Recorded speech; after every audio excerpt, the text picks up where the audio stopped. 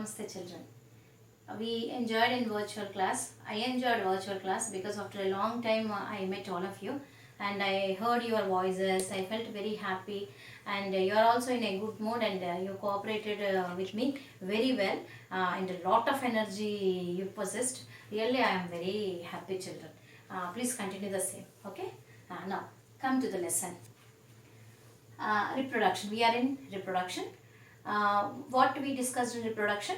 DNA copying. Main concept was DNA copying. We discussed. Now you see, when DNA copying occurs, what happens? Variations will create. What is variation? A small changes, small differences in the chromosomal structure or in the genes is called a variation. Now you see, importance of variation. Every organism lives in its habitat. What is this habitat? This habitat is called as niche. N-I-C-H-E, niche. So this niche he mentioned in the textbook. Niche is nothing but a habitat. Okay, right. Reproduction is linked with stability of population of a species. So how the species, the number of organisms of a particular species is maintained? Because of the reproduction. So first I started the lesson with the reproduction, because reproduction in main essence is to maintain the race. So to maintain the race, maintain the race is nothing but population of a species. So reproduction is linked with the stability of population of a species. Now how this reproduction is taking place? By DNA copying. Is this DNA copying is so frequently changing? No, it is maintains its consistency. So constantly it is keep on reproducing. Next, so what will happen due to the DNA copying? The maintains body design. So is it maintaining the same body design? Are we identical copies? No, we are not identical copies. So, but this body design, which is similar but not identical, allows the organisms to survive better. So this is the total essence of the variation. Now, if there is any change in the habitat or alteration in the niche, it leads to lot of problems to the species of the organisms of the species. Now you see here a pond is there. In that pond few bacteria are surviving. Now what are the disasters may take place, or what are the problems this bacteria may face, or how the niche, this pond is called niche of the bacteria. This is the niche or the habitat. So how this niche may alter? Maybe the temperature may increase or may decrease, meteorite may hit or earthquake may occur, or suddenly the water may evaporate. All these problems this bacteria may have to face. So if they have to come across such critical situations, what happens? All the bacteria may wipe out. Completely the species may disappear. But is it happening? No. So why it's not happening? Whenever the DNA copying taking place, variations will generate. So the variations, the bacteria which are having useful variations in the sense, what is useful variation here? Which can allow them to stay or live in adverse climatic conditions. Such is the useful variation. So such useful variation, if this bacteria, any few bacteria got it, definitely that bacteria will survive. So definitely variations, the useful variations will allow the species to survive in a better way in a particular niche. Right? Okay. Types of reproduction. 7th class also you learned this. Once again I wanted to teach you. Types of reproduction. I took it for easy to understand in 3 ways. One is asexual reproduction. The second one is vegetative reproduction and sexual reproduction. In asexual, what is the difference between asexual and sexual? In the first video I shared with you. Next, asexual reproduction. My intention is asexual reproduction in animals. My intention is that. That's why I took it. Asexual reproduction and vegetative reproduction separately. Vegetative reproduction purely I wanted to take for plants. So that's why I segregated in this way. Asexual reproduction, vegetative reproduction and sexual reproduction. In sexual reproduction, again 2 parts we have to learn, plant as a sexual reproduction and human sexual reproduction, right? Now, come to the asexual reproduction. Here, once again, you go back to your old point, that is single parent is involved, there is no formation and fusion of gametes, and the copies are genetically identical, right? Now, in that, what are the types? Fission, first one. In that fission, binary fission and multiple fission. Binary means 2. So, one organism will divide and forms into 2. That is called a binary fission. Then multiple fission. So many cells if it forms, it is called a multiple fission. I wanted to share a video from Tata Class Edge. I will show you. I will record and post to you. Please cooperate with me, right? Next, budding in Hydra and yeast. Next, fragmentation.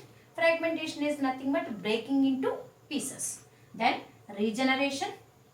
Regeneration means the broken pieces again grows into new individuals. Is called a regeneration.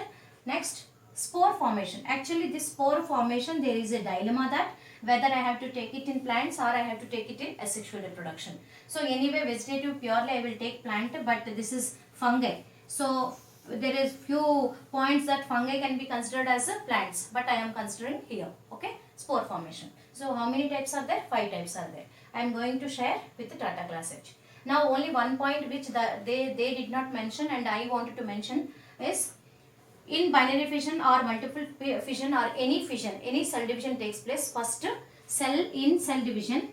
This point you have to remember very clearly. During cell division, first nucleus division takes place. Nucleus division takes place. So this nucleus division is called karyokinesis. What do you call? Karyokinesis. Kinesis means breaking. Karyo means nucleus. So nuclear division, first nuclear division takes place, then cell cytoplasm division. So karyokinesis, then cytokinesis. Karyokinesis and cytokinesis. Total cell divides into 2 pieces, right? Remember, this is very important point. First, karyokinesis takes place. Nucleus division takes place first. Then only cytokinesis takes place. A cytoplasm division or the total cell will divide into 2 pieces. Okay. Next, what is the another point I wanted to tell here? Binary fission in amoeba. I will rub this and I will explain to you.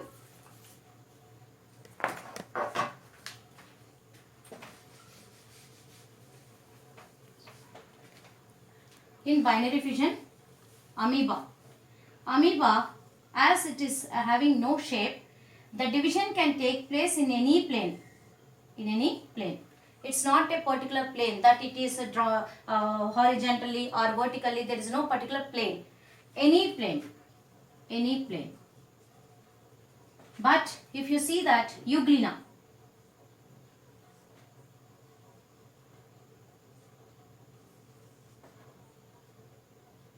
in euglena, it always takes place in the longitudinal way. In this way only the cell division takes place. Okay. Next, this is euglena. Next, paramecium. If you consider, in paramecium, it will have 2 nuclei now, and it will have cilia also. My drawing is too worst, too bad. Don't follow me. Like this. Now, it will divide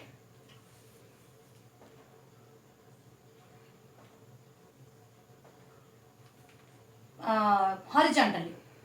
Which plane? Horizontal plane. So, that small piece of macronucleus, both will come. And in the same way, Leishmania also they mentioned in the textbook. In Leishmania also longitudinal plane will take place. So, please follow it. Thank you. Organisms produce offspring through the process of reproduction. Reproduction can be of 2 types, sexual and asexual. Sexual reproduction involves reproduction through fusion of the male and female reproductive cells. Two parents are required for sexual reproduction. On the other hand, asexual reproduction involves reproduction without the fusion of the male and female reproductive cells. Asexual reproduction requires only a single parent. The different modes of asexual reproduction are fission, fragmentation, regeneration, budding, vegetative propagation, and spore formation.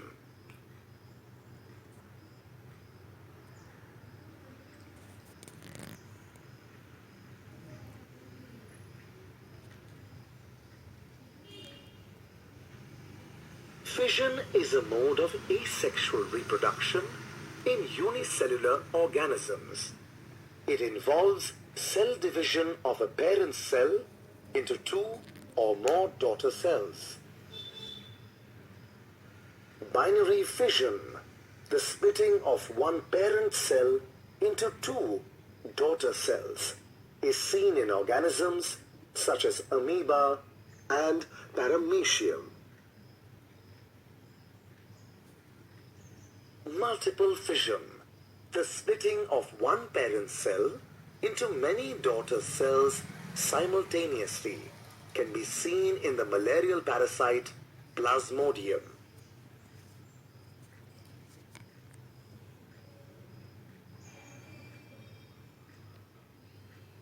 Fragmentation is seen in multicellular organisms with relatively simple body organizations such as Spirogyra. In fragmentation, the parent organism breaks into many pieces. Each piece then grows into a new organism.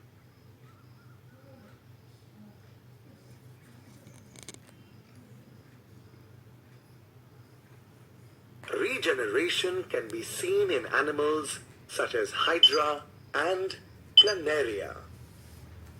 The ability of an organism to give rise to a new individual.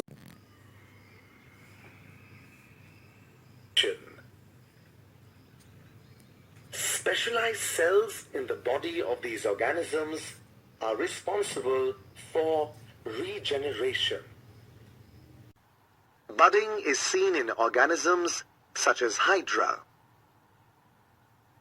In budding, a small outgrowth in the form of a bud develops on the body of the parent organism. The bud then develops and acquires the characteristics of the parent. It detaches from the parent after it has fully matured.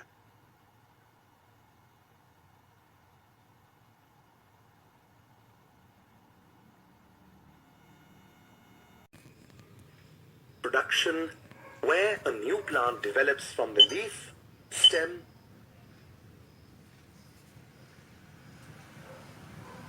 or root of a plant under favorable conditions, is called vegetative propagation. Vegetative propagation may be natural or artificial. Grafting, cutting, layering, and tissue culture are some examples of artificial vegetative propagation.